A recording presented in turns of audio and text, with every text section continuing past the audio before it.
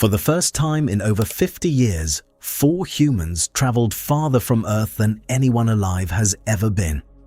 Not a little farther, not by a few miles, not by a rounding error. 252,756 miles from home. 4,101 miles past the record Apollo 13, set in April 1970. A record that had stood untouched for 56 years. And then, at the furthest point of that journey, something happened that almost nobody outside of NASA was really prepared for. For 40 minutes, the 4 astronauts of Artemis II vanished. No voice, no data, no signal. Earth could not hear them. They could not hear Earth. They were the most isolated human beings in the recorded history of the species. More alone than any soldier, sailor, explorer, or adventurer who has ever lived.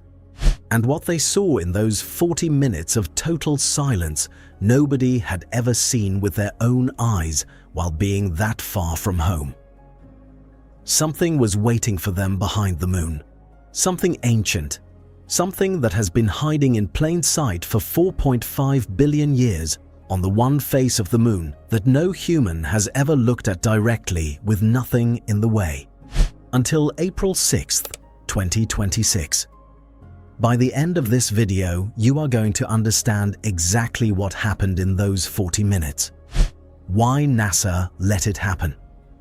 What the crew actually did when Earth disappeared behind the curve of the moon. What they photographed, what they felt, and why this silent stretch of nothingness, this one small gap in a 10-day mission, may quietly be the single most important moment in the future of human space exploration. If you love stories about space, real space, the kind that actually happened and not the kind from movies, hit that subscribe button before the silence begins. Because what comes next, you will not forget. Let us start with a simple fact. Until April 1st, 2026, no human being had traveled beyond low Earth orbit in 53 years. Think about that. 53 years. The last time humans went to the moon was Apollo 17, December 1972. Every astronaut since then, every single one, has essentially been circling a few hundred miles above Earth. The International Space Station, the Space Shuttle, Soyuz capsules, Crew Dragon. All of it basically within walking distance of home compared to what lies beyond. An entire generation of humans grew up, went to school, got married, had kids, and retired without a single living person ever traveling as far from Earth as their grandparents had watched Neil Armstrong travel on television. The moon became a place we used to go, a place in history books, a place in old black and white footage. And then, on April 1st, 2026, at 6:35 p.m. Eastern Time, the Space Launch System rocket lifted off from Launch Complex 39B at Kennedy Space Center in Florida. 8.8 million pounds of thrust pushing straight up. That is enough force to lift dozens of fully loaded 747 airliners off the ground at the same time. On top of that rocket, the Orion spacecraft. Inside that spacecraft, 4 people. Commander Reed Wiseman, a 50-year-old US Navy test pilot from Baltimore, Maryland, the oldest person ever to leave low Earth orbit. Pilot Victor Glover, a US Navy captain, the first person of color ever to fly to the moon. Mission specialist Christina Hammock Koch, an electrical engineer from North Carolina who already held the record for the longest single spaceflight by a woman. Now, the first woman ever to fly to the moon. And mission specialist Jeremy Hansen, a CF-18 fighter pilot from the Canadian Space Agency. The first non-American in the history of the species to fly to the moon. This was also his first mission in space, ever. Their capsule had a name, Integrity, and their mission was simple to describe and terrifying to actually do. Fly to the moon, loop around the far side, come home. 10 days, no landing, just a flyby. But here is the thing. This mission was not a joyride, it was a test. Roughly 90% of Orion's life support system had never been tested with humans in deep space before. Can it scrub carbon dioxide? Can it dispense clean water? Can it keep 4 adult human beings alive for 10 days at 250,000 miles from home, inside a cabin roughly the size of a large van? Those questions had answers on paper. They did not have answers in reality. And the only way to get those answers was to strap 4 people to the top of an £8.8 million rocket, point it at the moon and see what happened. For the first 24 hours, Orion checked itself in Earth orbit. Koch and Hansen unstrapped from their seats and went to work, testing the water dispenser, testing the fire masks, testing the toilet, testing everything the 4 of them would depend on, hour by hour for the next 9 days. Then the rocket fired again, and Orion began the translunar injection burn. The engine pushed the spacecraft to roughly 25,000 miles per hour and threw it out of Earth's gravitational grip. Once that burn was done, Orion was no longer orbiting Earth. It was falling toward the moon. Imagine driving at highway speed for 5 days straight and never stopping.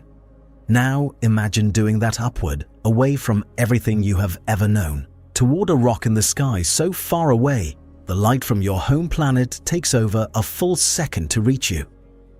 That is where the Artemis II crew was heading, and every hour, Earth got smaller in the window. On flight day 4, Koch and Hansen took turns manually flying the spacecraft. For 41 minutes, they tested 2 different thruster control modes, giving NASA engineers real data on how Orion actually handled in the hands of a human being rather than a computer. Nobody had flown this particular capsule manually in deep space before. Nobody could have. On flight day 5, Orion fired its engine one more time to fine-tune its path toward the moon, an adjustment of seconds. The kind of correction that, if missed, could throw the entire trajectory off by thousands of miles by the time it reached its target. Their zero-gravity indicator floated quietly beside them the whole way. A small plush toy called Rise, designed by an 8-year-old boy from Mountain View, California, named Lucas Ye. NASA had held a global design challenge for the mascot, and received over 2,600 submissions from more than 50 countries. Lucas won.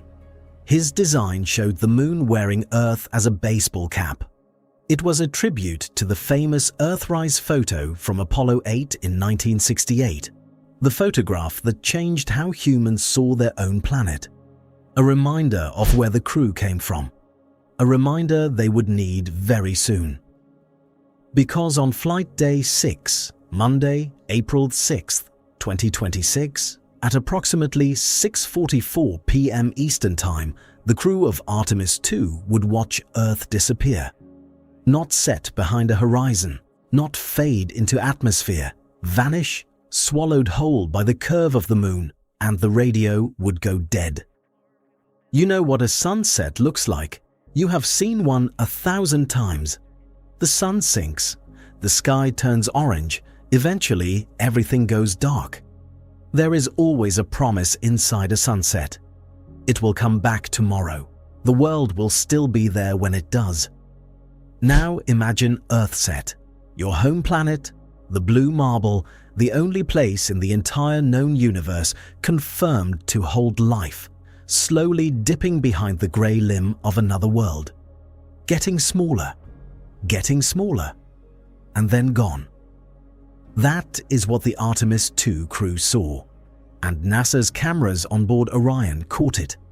Earth as a bright blue dot, peeking over the edge of the moon's surface, shrinking until the lunar limbs swallowed it completely. The only home any human has ever had, disappearing behind a rock. Canadian astronaut Jeremy Hansen later described that moment on CBS News. "Wow, I'm actually getting chills right now just thinking about it. My palms are sweating, but it is amazing to watch your home planet disappear behind the moon." And in the instant Earth disappeared, something else disappeared with it. The signal. This was not new. More than 50 years ago, Apollo 11 astronaut Michael Collins orbited alone inside the command module, while Armstrong and Aldrin walked on the surface below. And every time his spacecraft swung behind the far side of the moon, Collins lost contact with mission control and lost contact with the two men on the surface at the same time. He described those 48 minutes of silence in his 1974 memoir, Carrying the Fire, with the now famous line that he felt truly alone and isolated from any known life. For over half a century, no human being had been in that exact kind of solitude again. Not a single one. Until now. Here is something most people do not realize about space communication. It works on line of sight. Radio waves travel in straight lines. They do not bend around large objects. And the moon is a very, very large object. Think of it like a soundproof room. If you walk into a bathroom and shut the solid door, the conversation happening on the other side does not stop. It just stops reaching you. There is a wall in the way. The sound still exists. You simply cannot hear it anymore. The moon is that wall. Over 2,000 miles wide, completely solid. And when Orion crossed behind it, every radio signal, every laser pulse, every piece of data NASA's deep space network could throw at it, hit that wall and stopped. For 40 minutes, the 4 astronauts of Artemis II were not just far from Earth. They were unreachable, cut off from the entire human species. 252,756 miles from the nearest phone call. And there was nothing NASA could do about it. Artemis II flight director Judd Freeling put it simply, "Physics takes over. The same laws of motion that carry them behind the moon will absolutely bring them back to the front side." In other words, the crew was now in the hands of Newton and nobody else. And here is where it gets strange. NASA could have prevented this. The technology exists. China has already solved part of this exact problem. Back in 2018, before any of their far-side missions could land, China launched a relay satellite called Quick-Hiao into a special orbit beyond the moon, just so their own spacecraft could stay in contact with Earth even from the hidden side. The European Space Agency has a similar program in development called Moonlight, a whole constellation of satellites whose entire job will be to make sure no future lunar mission ever goes silent. But for Artemis II, NASA deliberately chose not to use any of that, because this mission was not about solving the silence. It was about proving that 4 humans could survive it. So what do you do when you are the 4 loneliest humans alive? You work. During the blackout, Orion's onboard systems took over everything automatically. Navigation, life support, communications standby, power management. The spacecraft had been designed from the very beginning to operate fully on its own during this window. No instructions from Houston, no real-time course corrections. Nothing coming in, nothing going out. And while the machines ran themselves, the crew did something no human had ever done before. They looked. Not at stitched-together photos, not at simulations, not at pixel reconstructions from robotic probes like the Lunar Reconnaissance Orbiter. They looked at the actual, physical, far side of the moon with their own eyes in real time, while that far side was the closest thing to them in the universe. The side that is permanently turned away from Earth, the side that the Apollo command module pilots had glimpsed during their orbits, but that no human in over 50 years had studied up close. The side that is pockmarked with craters so densely packed it looks almost nothing like the smooth, familiar nearside we see every night from our backyards. They took handheld cameras and they documented it. High-resolution photographs, geologic features, impact craters date back billions of years, and one image nobody was really expecting. Because during that same flyby, the geometry lined up for something extraordinary. From Orion's position, the moon passed directly between the spacecraft and the sun. An in-space solar eclipse. 4 humans, hundreds of thousands of miles from home, watching the sun disappear behind the moon from a perspective no human eye had ever held before. And in one of the photographs they took of that eclipse, the bright dot of the planet Venus was visible off to the side, a second world hanging in the dark along with their own. And during that same window, they broke the record. At approximately 7:05 p.m. Eastern Time, the Orion spacecraft reached 252,756 miles from Earth, the farthest any human has ever traveled from home, over 4,000 miles past the Apollo 13 record that had stood untouched for 56 years. 4 humans pushed that line by further than the diameter of the continental United States. When CBS News asked Christina Koch before the mission what she would be thinking about in that moment, she paused and gave a one-word answer: gratitude. And right before Orion slipped behind the moon, pilot Victor Glover spoke to BBC News and asked something strange of the rest of the world. When we're behind the moon, out of contact with everybody, let's take that as an opportunity. Let's pray, hope, send your good thoughts and feelings that we get back in contact with the crew. A request from a man about to be unreachable that the rest of humanity use his silence to think about something larger than themselves. Here is what makes those 40 minutes so strange. They were planned, every second of them. NASA knew the blackout was coming before the rocket ever left the pad. It is not a failure, it is not an emergency. It is basic orbital mechanics, the kind Isaac Newton could have calculated on paper 3 centuries ago. But the fact that the silence exists at all tells you something important about where we are as a species. We can send 4 humans to the moon, and the moment they go behind it, we lose them. Completely.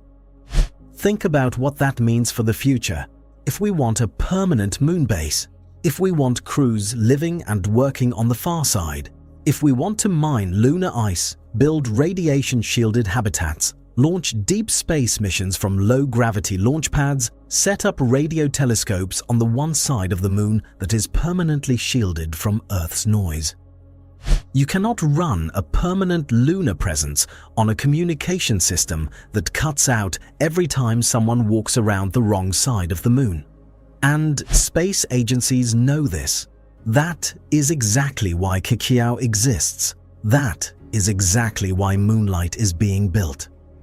The future of the moon is not a place where silence is allowed. But Artemis 2 was about a different question. Not, can we make this easier? But, can we do this at all? Can a modern American-built crewed spacecraft, designed decades after Apollo, built with modern materials, flown by a generation of astronauts who grew up watching the moon only in old footage, actually survive deep space with humans inside? And for 40 minutes, it answered yes, alone, with no one watching. At approximately 7:24 p.m. Eastern Time, 40 minutes after Earth had vanished, Orion emerged from behind the moon. Houston waited. The Deep Space Network antennas are pointed, and the signal came back exactly when physics said it would. Mission Control broke into applause. The crew was alive. The spacecraft was nominal. The machines had done their job. Physics had done its job. And 4 humans had just completed the most isolated 40 minutes in recorded history and returned to the rest of us as if they had simply stepped out of a room and walked back in. Over the next 4 days, Orion fell back toward Earth on a free return trajectory, the same kind of path that saved the crew of Apollo 13 in 1970 when their mission went wrong. On April 10, 2026, the Integrity capsule slammed into Earth's atmosphere at over 24,000 miles per hour. That is fast enough to fly from Los Angeles to New York in roughly 6 minutes. The heat shield, 16.5 feet wide, climbed to 5,000 degrees Fahrenheit, more than twice as hot as molten lava from a volcano. And then a second blackout began. Not because the moon was in the way this time, because the spacecraft was now wrapped in a sheath of superheated plasma, glowing white-hot, blocking every radio signal the same way a solid wall had blocked them behind the far side 4 days earlier. For 6 more minutes, the crew went silent. Again. Orion's heat shield was doing its most critical work, the kind of work that had been the subject of years of worry after the Artemis 1 uncrewed flight showed damage to this exact piece of hardware. Then the plasma cleared, parachutes deployed, and at roughly 20 miles per hour, slower than a car in a school zone, the capsule kissed the Pacific Ocean off the coast of San Diego. Commander Reed Wiseman reported 4 green crew members from inside the floating capsule. Everyone on board was alive and in excellent condition. And yet, the moment from Artemis 2 that people will remember 50 years from now is not the launch. It is not the splashdown. It is not even the record for farthest distance traveled, though that one will stand in the history books for a long time. It is those 40 minutes. Because in those 40 minutes, for the first time since Apollo, human beings stood on the edge of absolutely everything. No help, no voice from home, no Earth in the window. Just the soft hum of their spacecraft, the impossible silence of deep space, and the far side of the moon staring back at them with all of its 4.5 billion-year-old scars. Michael Collins, alone in Apollo 11's command module in 1969, wrote that he felt truly alone and isolated from any known life, but that he did not feel fear. He remembered it as a peace. Artemis 2 had 4 people. Collins had nobody. And yet, in a way, their experiences met each other across half a century. 4 humans in 2026, floating behind the moon, holding on to each other with nothing but the spacecraft around them and the planet Venus in their photographs. So here is the question I want to leave you with. If a permanent moon base is built within your lifetime and someone offered you a seat on a mission that would take you behind the far side into 40 minutes of total silence, alone with your crew and your thoughts and nothing else, would you take it? Drop your answer in the comments. I read every single one. And if this video kept you hooked all the way to the end, hit like, hit subscribe, and stick around, because the next chapter of this story is already being built right now. Artemis 3 is scheduled for 2027, and that one does not just fly around the moon, it lands